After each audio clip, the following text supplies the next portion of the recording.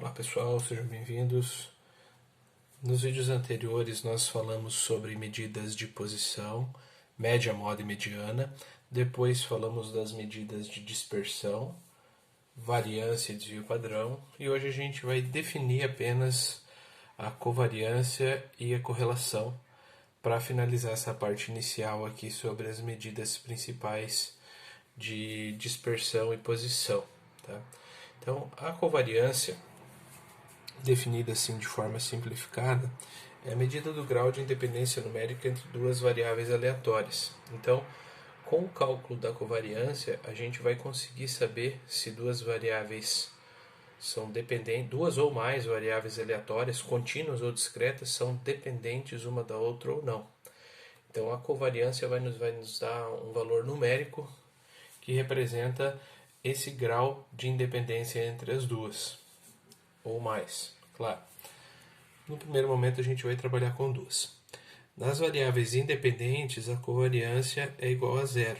Então a covariância vai permitir que a gente consiga definir se duas variáveis são independentes ou não. Se elas não forem independentes, nós vamos saber o grau dela de acordo com o valor que a gente encontrar para a covariância. Depois nós vamos ver, através da correlação, que a covariância ela não permite que a gente consiga mensurar se esse grau de independência é significativo ou não. Já vamos definir a correlação para a gente entender isso. Tá? Então, nesse primeiro momento, a fórmula. Tá? A fórmula da covariância é essa aqui. Ó. Covariância entre x e y. Cov de x e y igual esperança matemática de x e y, né?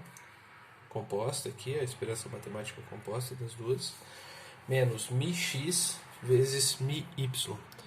A gente pode melhorar aqui, colocar um parênteses aqui, ó.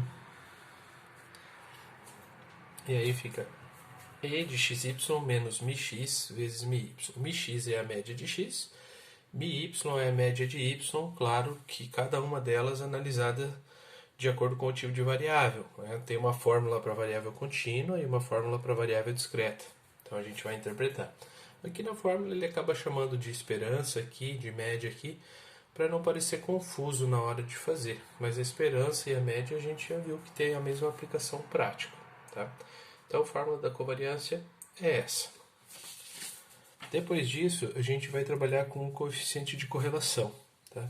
Então o coeficiente de correlação ele vai pegar o valor da covariância que a gente encontrou e vai conseguir mensurar para a gente se esse grau de independência numérica é significativo ou não.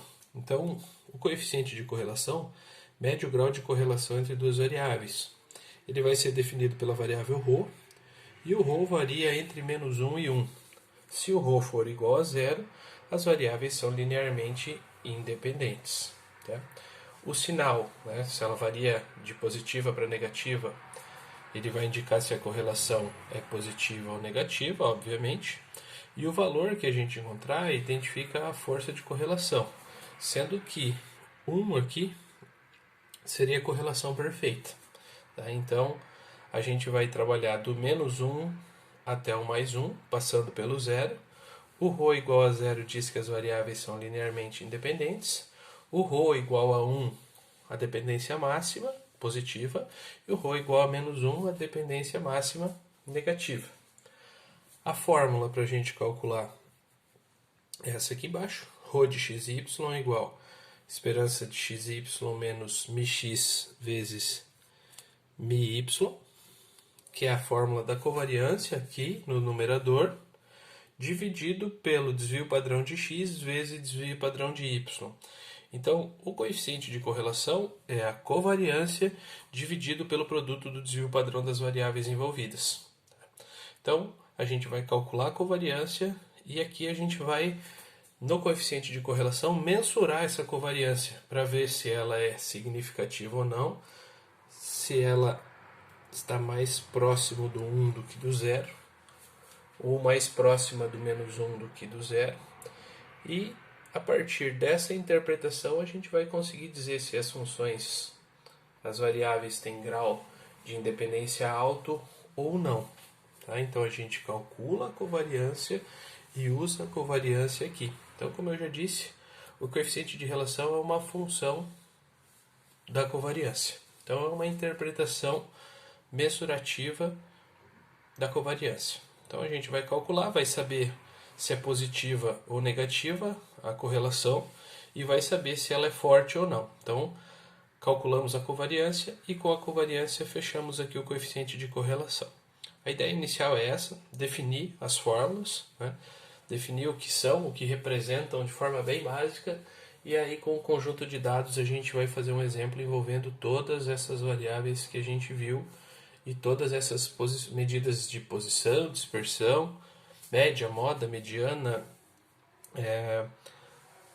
desvio padrão, variância, covariância e o coeficiente de relação. A ideia é fazer um exemplo envolvendo tudo isso aí no próximo vídeo para a gente entender o que eles representam com um exemplo mais prático. Beleza, pessoal? Por hoje é isso. Espero que tenham gostado do vídeo. Obrigado por assistir. Até mais. Valeu!